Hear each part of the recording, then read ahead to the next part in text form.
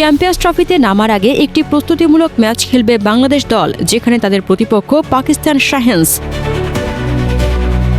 আজ সোমবার দুবাইয়ের আইসিসি একাডেমিতে গড়াবে ম্যাচটি।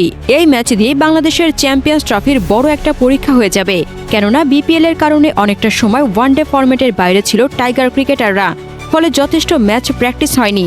আসল লড়াইয়ে নামার আগে সেই ম্যাচ প্র্যাকটিসটা খুব দরকার। পাকিস্তান শাহিন্স দলে এর আগে জাতীয় দলে খেলা বেশ কয়েকজন ক্রিকেটার আছেন, ফলে বাংলাদেশের জন্য প্রস্তুতিটা বেশ চ্যালেঞ্জিংই হবে।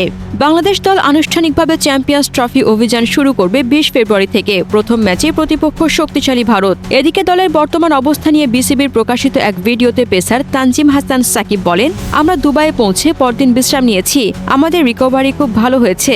অনুশীলন শুরুর পর আরও ভালো লাগছে। পাকিস্তান শাহিন্সের বিপক্ষে প্রস্তুতি ম্যাচ নিয়ে তানজিম সাকিব বলেন, প্রস্তুতি ম্যাচ থেকে আমরা মূল ম্যাচের প্রস্তুতি নেব। সেখান থেকে উইকেট সম্পর্কে যত বেশি ধারণা নেওয়া যায়, কোন বল এখানে ভালো কাজ করে, কোন লেন্থে ব্যাটারদের সমস্যা হয় সেটা বোঝার চেষ্টা করব। প্রস্তুতি ম্যাচে বাংলাদেশের স্কোয়াড: নাজমুল হোসেন শান্ত, মুশফিকুর রহিম, মাহমুদুল্লাহ রিয়াদ, জাকির আলী অনিক, তাওফিক হৃদয়, মেহেদী হাসান মিরাজ, পারভেজ হোসেন ইমন, তানজিদ হাসান তামিম, সৌম্য সরকার, রিশাদ হোসেন, নাসুম আহমেদ, তানজিম হাসান সাকিব, মুস্তাফিজুর রহমান, নাহিদ রানা এবং তাসকিন আহমেদ।